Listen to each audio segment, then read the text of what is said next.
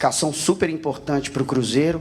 Você chegou nesse ano conquistando já essa vaga nas semifinais da Copa do Brasil. Eu queria que você falasse, né, do sentimento do dia de hoje, esse jogo tão importante, e também do papel do torcedor, né, que esperou o jogo de volta, lotou o Mineirão e fez uma festa maravilhosa aqui na noite de hoje. Boa noite. Bem, em primeiro lugar, boa noite a todos. Em relação ao resultado, cumprimos aquilo que era o nosso objetivo, qualificar a equipa, acho que de forma justa, pelo que aconteceu nos dois jogos. Mas hoje este jogo ultrapassa um pouco a parte desportiva. Porquê? Porque um clássico é um clássico. Eu cheguei aqui a 9 de fevereiro, cheguei no dia do clássico. E lembram-se que na primeira vez que eu falei, eu fiquei triste de ver os nossos adeptos sair com uma derrota, e eu estava, durante este tempo todo, queria dar como presente aos nossos adeptos uma vitória contra o rival. Não aconteceu no campeonato, apesar de um excelente jogo que fizemos, e aconteceu hoje. E eu estou muito feliz por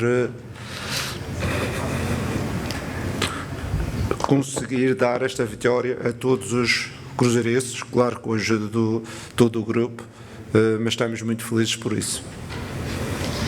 Parabéns, mister, pela vitória, pela classificação. A gente percebe a sua emoção também em relação a essa classificação. Eu queria te perguntar sobre esse grupo do Cruzeiro, né? A gente, vendo o trabalho em campo, dessa fala sua, né, de quando chegou até agora, o quanto foi repetição, bola parada, tudo isso para ser aplicado num jogo dessa grandeza e buscar essa classificação. E uma outra, se você me permite também, esse trabalho que às vezes fica lá na Toca da Raposa e muita gente não sabe, né, que é o seu com o departamento médico, de performance, para colocar um atleta à disposição hoje, como foi o Caio Jorge. Novamente, boa noite, parabéns. Pronto, dando sequência a essa pergunta, eu hoje, quando acabou o jogo, estive a falar para os atletas, a dar os parabéns pelo resultado, pela nossa qualificação, pelo resultado expressivo de 4-0 nos dois jogos contra um rival que ninguém pode esquecer também quando vi as notícias do início da época. Era um rival que iria jogar pelo título brasileiro, com o Palmeiras e com o Flamengo, e por isso os jogadores são todos parabéns. Mas eu disse a eles, às vezes é a cara do treinador, às vezes é a cara dos jogadores, mas temos de dar parabéns ao staff que é responsável pelas bolas paradas do clube. Hoje em dia somos mais competentes em termos defensivos, somos muito mais competentes em termos ofensivos, com a realização de vários golos, e o departamento clínico também faz parte integrante desta base, ajudou a recuperar os jogadores hoje, como tem ajudado a que a equipa tenha uns níveis de recuperação alta, que eu acredito muito também na recuperação, intensidade versus recuperação, e acho que toda a gente está de parabéns. Jardim, um grande cruzeirense, até amigo da gente, o Gabs Costa, ele disse o seguinte: alguns clubes jogam a Copa do Brasil, outros a tratam como herança. O Cruzeiro não entra em campo por uma fase, ele entra por um legado. E o Cruzeiro chegou hoje a uma semifinal de uma competição de qual ele é o rei de Copas, tem 6 conquistas, e pode chegar a essa 7ª conquista.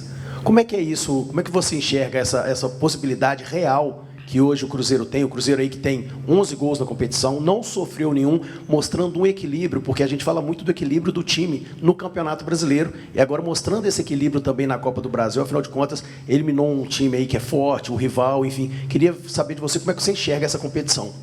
Eu enxergo esta competição importante como o campeonato. Nós nunca fugimos dessa responsabilidade em termos destas duas competições. Com certeza que agora só vamos pensar em dezembro, com a nova organização das competições, vamos pensar em dezembro.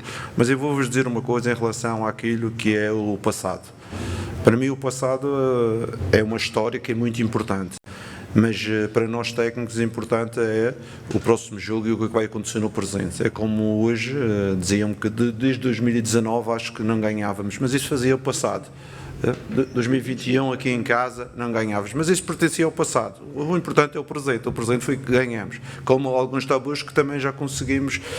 Eu falo sempre aos jogadores, a era é diferente, temos que pensar, o passado não pode vir para as nossas costas, o passado já passou, a gente tem que viver o presente e é isso que eu transmito, quer quando a história é a nosso favor ou quando a história é contra nós.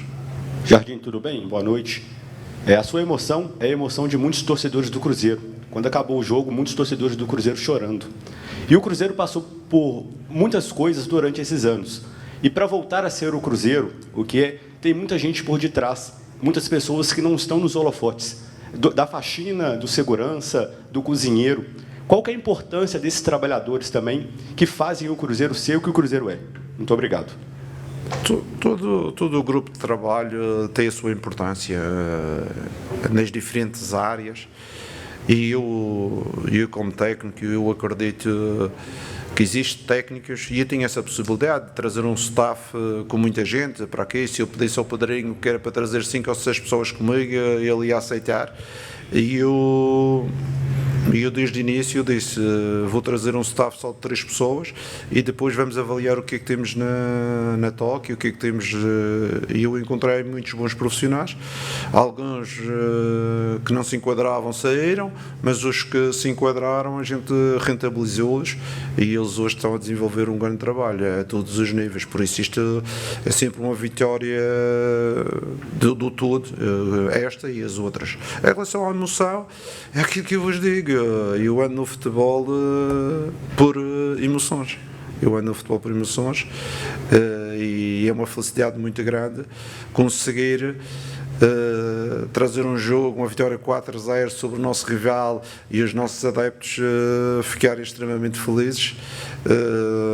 Acho que para nós técnicos, ou para mim como técnico, o que eu senti esta evolução desde o 9 de fevereiro, com muita felicidade que esta vitória, mas não ganhamos nada.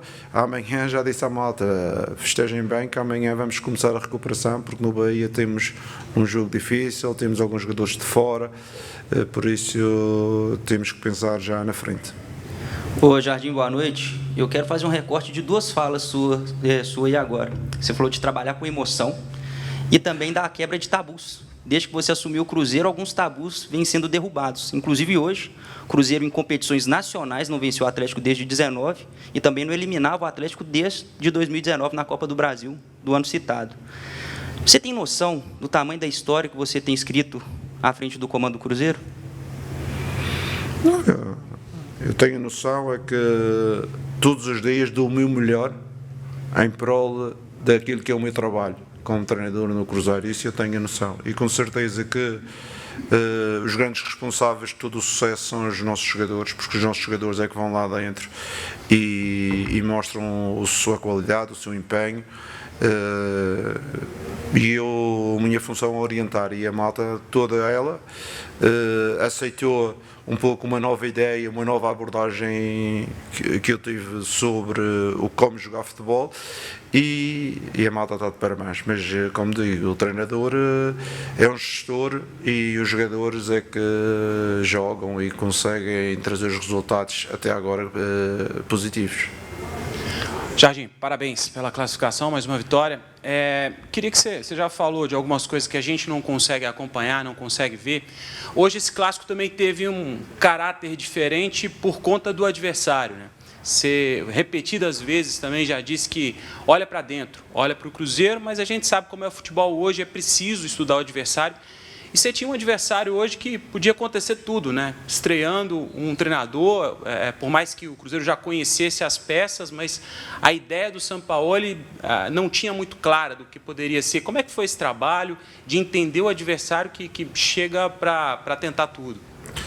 Não, em relação ao trabalho, foi dividido em 2 fases. Uma fase, a nossa estratégia, aquilo que é o nosso ADN, a nossa forma de trabalhar.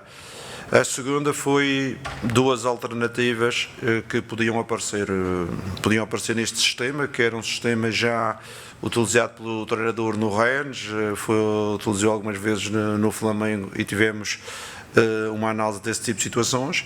E o que é que fizemos? Fechamos o jogo interior e demos um pedacinho aos corredores, porque sabíamos também nos cruzamentos, principalmente os cruzamentos aéreos, nós íamos ser mais competentes e mais fortes. Não é por acaso que eles tiveram muitos cruzamentos, mas em termos de oportunidades de golo, foi 4 oportunidades para o Cruzeiro, uma oportunidade somente para o adversário.